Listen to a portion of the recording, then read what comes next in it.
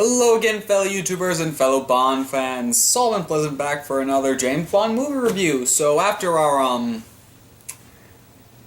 For Your Eyes Only review, we now go into this next film, which, has a very interesting title, to say the least, and deserves nothing less than an eyebrow raise, which you can't see because I'm wearing this hat, but that's besides the point. So, let us dive right into... excuse me, for just a moment.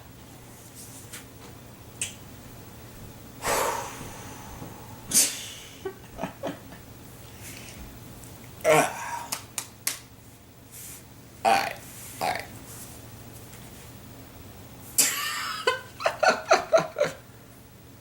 Oh my god. Just give me a moment. Give me a moment.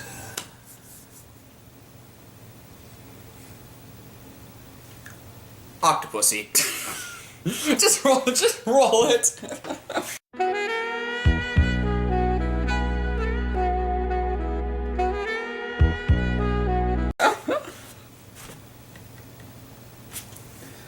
Alright, so start with story. And the story itself is actually a little bit bland, if I'm gonna be totally honest here. Because it's pretty much these two villains, General Olarov and Kamal Khan, are basically smuggling some nukes over into Germany, and they're going to detonate them in Germany and then start like a war or something. That's just like another smuggling scheme. I think we've done enough of the smuggling schemes here already in the Bond franchise. And this is just kind of a, oh, well, wait, what? And to be totally fair, the story is hard to notice due to the fact of how the characters are. And I'll go into depth in characters later on. Ugh, I can't talk today.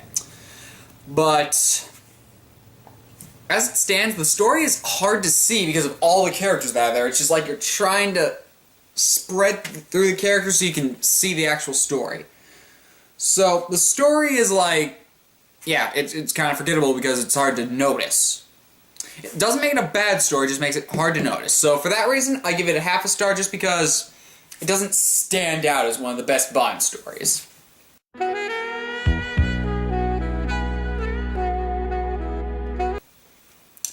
Moving on to scenery. The scenery is good. It's really good. India looks awesome. Let me think here. The circus looks amazing. The train scenes look nice. The final battle looks real well constructed.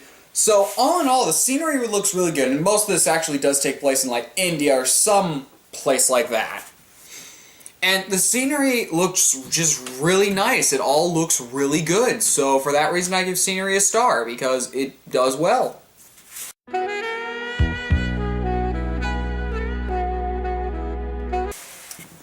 Cheating again. Moving on to follow-up. Wait. Oh, I thought I screwed something up there horribly. Oh, thank God I didn't. Whew. Anyway, moving on to follow-up. Now, what do you think after you've seen my For Your Eyes Only review? What do you think the follow-up is going to be? Of course it's a star. It does way better than For Your Eyes Only, because I'm actually invested with the characters and somewhat invested in the story, despite the fact that I don't actually know what's going on, but I'm at least invested with it. So, for that reason I give follow-up a star, because it easily follows up For Your Eyes Only.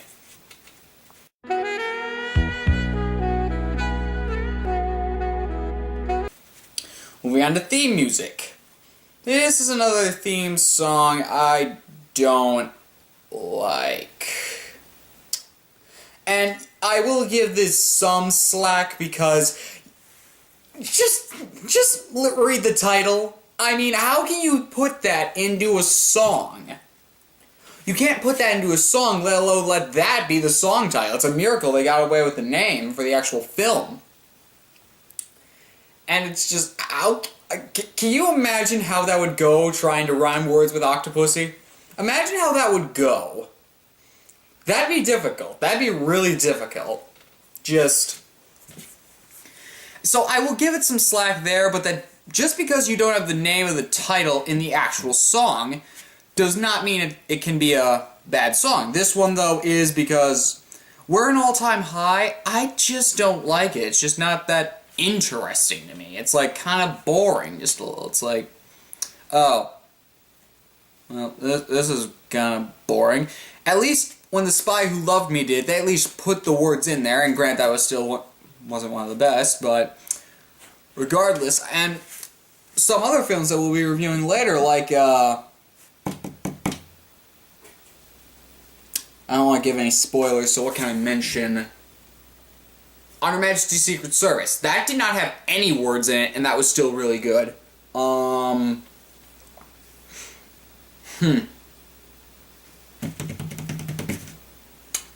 Crap, I can't really, go any... I can only reference On Her Majesty's Secret Service, because I don't want to reference any other films and spoil any of my other reviews.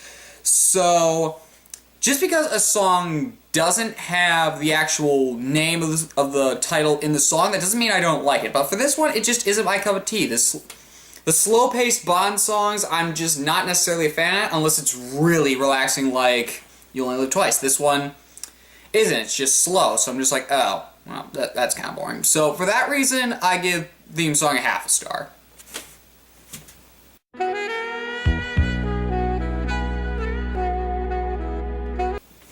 Finally, moving on to characters. We got a lot of characters. Starting off with Roger Moore as Bond, he does a good job. Roger Moore always does an okay job as Bond. I mean, he doesn't do a bad job whatsoever. So there's that. Bond girls-wise, I don't remember if there were a bunch, but I remember the main one, which was... Crap, what was her name?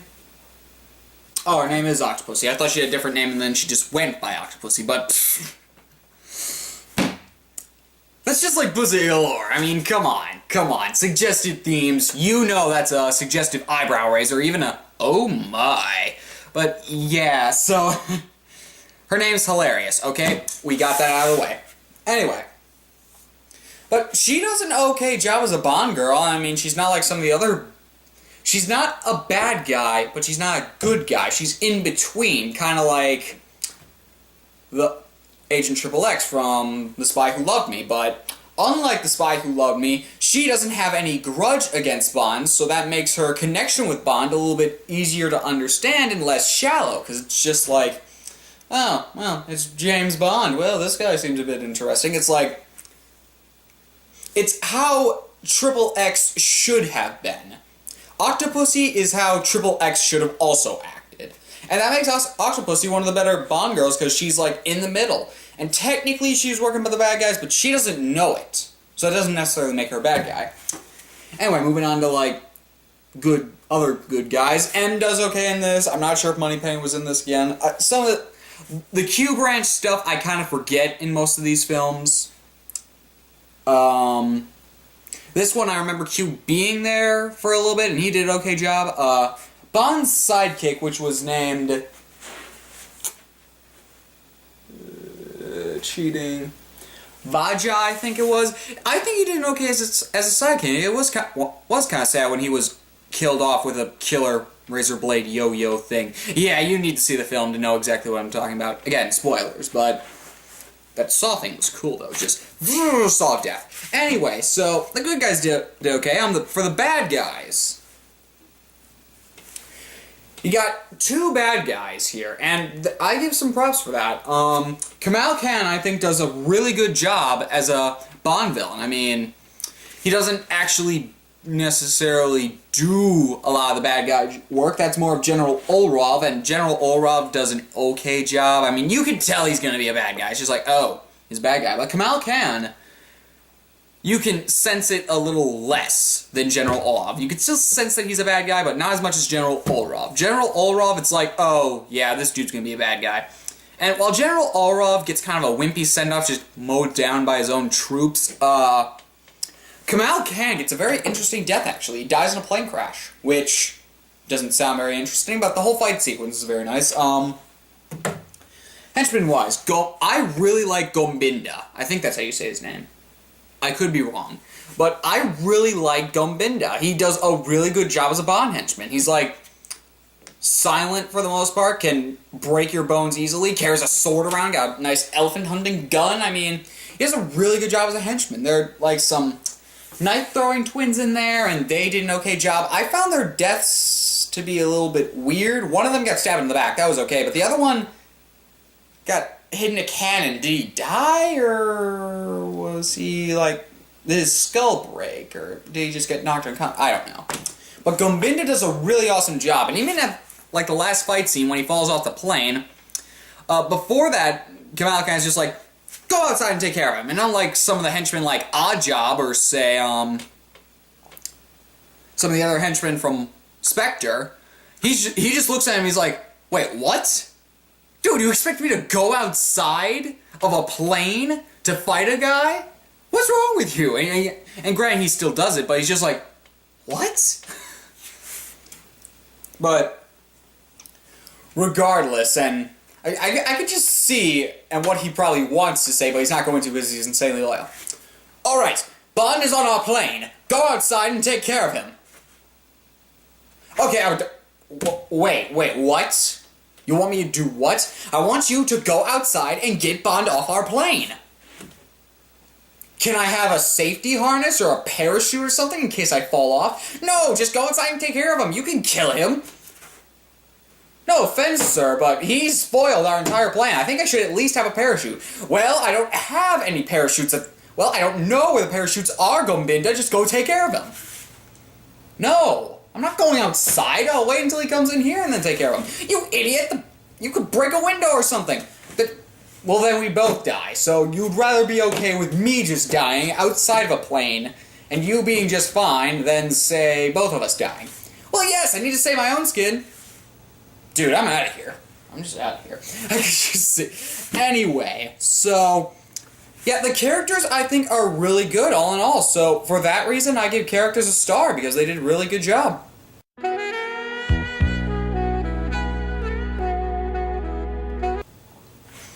So all in all, that gives it a... That's a 9 out of 10, which is pretty good and a nice step up from some of the other Roger Moore films. It hasn't been this way since Live and Let Die, so I think this is a pretty nice step up from some of Roger Moore's other films, especially that one film that I really don't like. So, I guess there's nothing left to say here. This is Solomon Pleasant, and what is next time?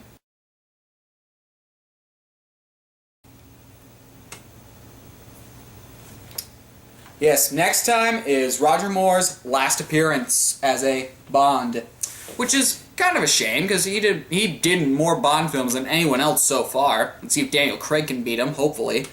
Or something like that, but... Wait. Whoa. Go back.